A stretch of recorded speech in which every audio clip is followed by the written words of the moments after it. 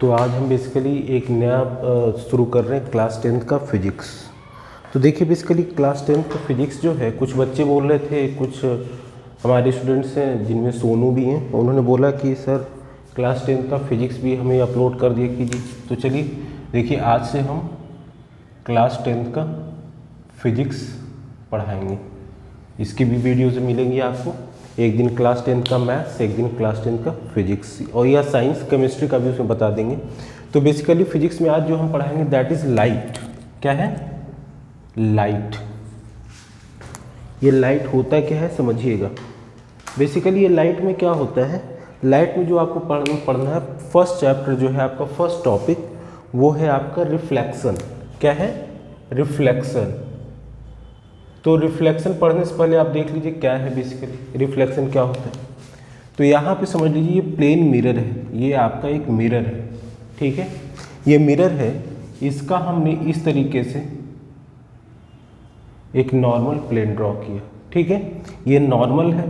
तो अब यहाँ पे जब कोई रेज में लाइट का रेज, तो जब कोई लाइट का रेज यहाँ से इस तरीके से इंसिडेंट होता है, ये लाइट का रे है जो यहाँ से इंसिडेंट हो रहा है। तो सपोज कि ये नॉर्मल टू द प्लेन है, तो इससे ये इंसिडेंट एंगल आई पे इंसिडेंट हो रहा है।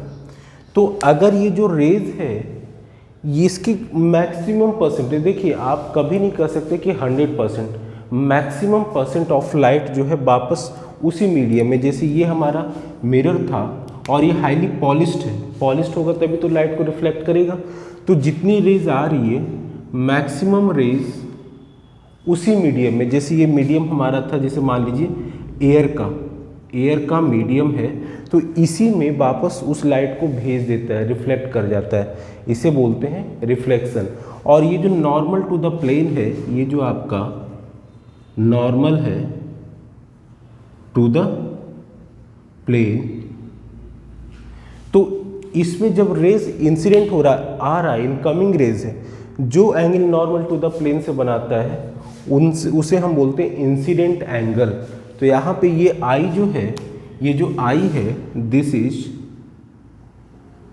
इंसिडेंट एंगल, और ये जो आर है दिस इज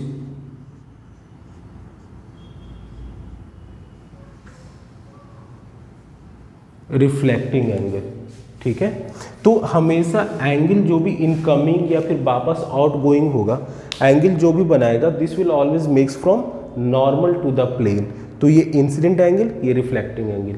तो जब कोई रेज किसी मिरर पे स्फेरिकल हो, कोई भी मिरर हो, याद रखिएगा, तो यहाँ पे जब वो मिरर पे, ये मिरर है आपका, इंसिडेंट होता है, गिरता है कोई रेज, तो वापस वो जिस मीडियम से आते, जैसे एयर में ये रेज आ रहा था, वापस उसी मीडियम में चला जाता है। मैक्सिमम परसेंटेज, हम ये नहीं करें कि 100%, मैक्सिमम परसेंटेज ऑफ लाइट अगर वो वापस रिफ्लेक्ट हो जाता है तो उसे हम बोलते हैं क्या? Reflection.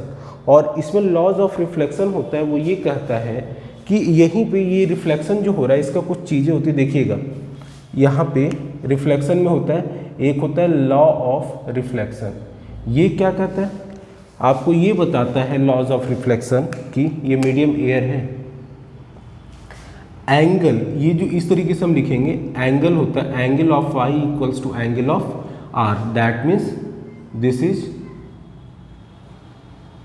Angle of incidence equals to angle of reflection, ठीक है। Angle of incidence equals to angle of reflection, ये फर्स्ट लॉ है हमारा, this is first law. Second law ये कहता है angle of incidence normal to the plane and angle of, that is ये incidence angle normal to the plane, और ये जो एंगल ऑफ रिफ्लेक्शन है इसे कौन बना रहा है? Reflecting rays. तो ये जो आपका ये आपका है इंसिडेंट रेज, जो कि एंगल ऑफ इंसिडेंस पे कौन बनाएगा? इंसिडेंट रेज बनाएगा। ये आपका क्या है? Reflecting raise.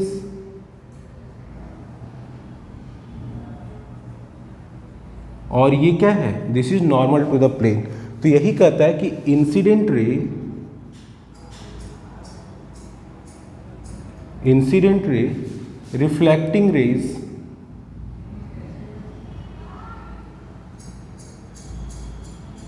Reflecting rays and normal to the plane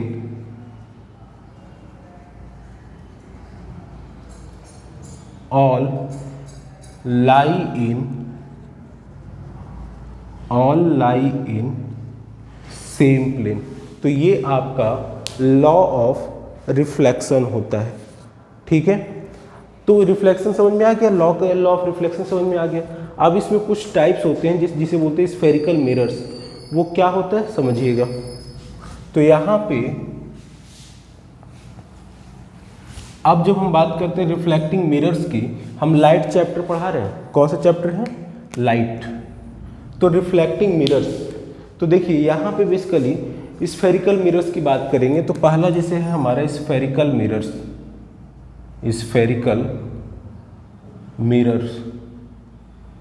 देखिए एक होता है हमारा कॉनकेव और एक होता है कॉन्वेक्स। कौन क्या होता है, देखिए दिस इज योर, ठीक है। जब यहाँ पे ये होता है आपका कॉनकेव, ठीक है, लाइक दिस, इस तरीके से।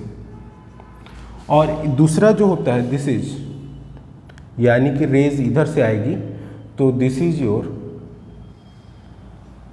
Convex mirror. और ये होता है आपका कॉनकेव मिरर, ठीक है।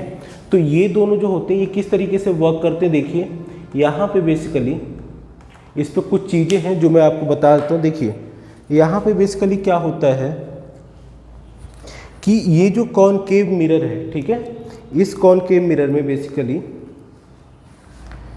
एक होता है प्रिंसिपल एक्सिस, एक होता है आपका पोल, ठीक है, एक होता है फोकस। तो कौन क्या होता है देखेंगे जरा इसमें।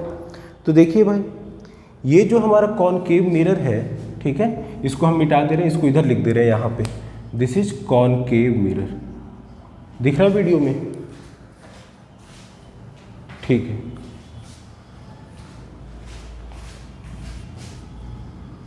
CAV concave mirror. तो यहाँ पे देखिए, जस्ट अ मिनट, हाँ ठीक है। यहाँ पे देखिए ये जो है बेसिकली हम इसको डिलीट करते हैं और पूरा समझते हैं कॉन्वेक्स, ये कॉनकेव को कैसे होता है। ये देखिए ये एक हमारा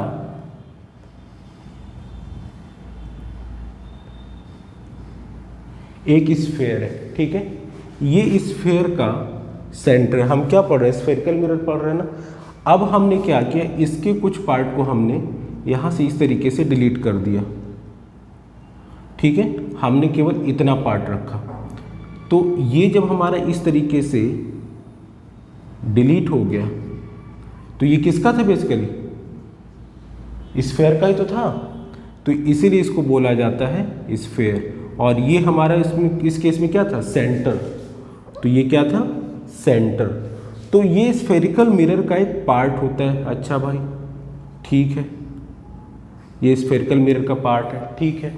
तो स्फेरिकल मिरर का अगर ये पार्ट होता है तो यहाँ पे ये चीज़ याद रखिएगा, अगर ये स्फेरिकल मिरर का पार्ट है तो इसको हम बोलते हैं पोल। ये जो आपका है, जो सेंटर को, ये जो आपका कर्वेचर है स्फेरिकल मिरर का, जिस पार्ट पे कोई लाइन सेंटर को मिलाते हुए आगे जाए और वो इस स्फेरिकल मिरर के कर्वेचर को जिस पॉइंट पे कट करेगा उसे बोलते हैं पोल, दैट इज पी। ये बोलते हैं सेंटर ऑफ कर्वेचर। अच्छा, अब यहाँ से यहाँ के बीच की दूरी क्या होती है पता है आपको, सर्कल में सेंटर से कर्वेचर के बीच की दूरी कितनी थी, आर। तो यहाँ पे ये हो जाएगा आर। और इनके मिडिल में एक पॉइंट होता है फोकस। क्या होता है, फोकस। क्या होता है, फोकस। तो ये जो होता है बिल्कुल बीचों बीच होता है, दैट मीन्स कि यहाँ से यहाँ के बीच का डिस्टेंस जो होता है वो भी r/2 होता है, और यहाँ से यहाँ का बीच का जो डिस्टेंस होता है वो भी हमारा r/2 होता है। दिख रहा है वीडियो में? यस, ठीक है। अब यहाँ पे समझिएगा, तो ये जो है इसको हम बोलते हैं प्रिंसिपल एक्सिस। ये क्या होता है? Principal axis. ये पोल होता है, this is centre of curvature, centre. ये आपका फोकस, और ये सेंटर से पोल के बीच का दूरी जो होता है वो बेसिकली r होता है। चलिए, और ये बेसिकली क्या था हमारा? Concave mirror. ये क्या था हमारा? कॉनकेव मिरर था। ठीक है, अब नेक्स्ट पे आते हैं। इसके बाद अब हम चलेंगे कॉन्वेक्स मिरर पे।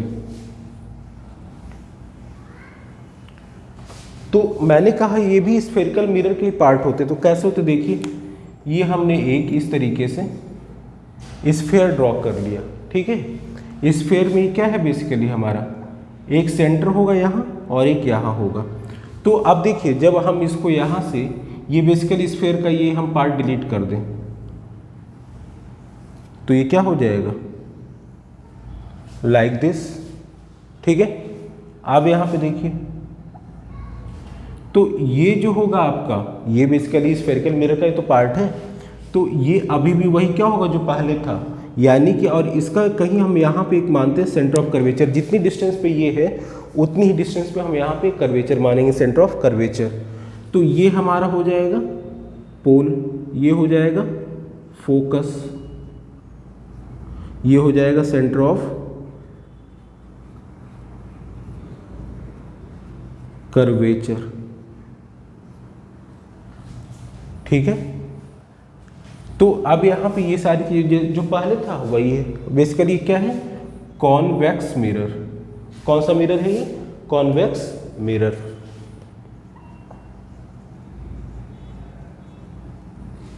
ठीक है, ये चीजें होती हैं। तो इतना हमें समझ में आ गया कि स्फेरिकल मिरर कौन कौन से होते हैं, क्या होते हैं। अब हम इतना छोटे छोटे वीडियोस रखेंगे। अब नेक्स्ट वीडियो में हम इसके लाइट का कैसे वर्क करता है वो सारी चीज़ें देखेंगे। Thank you.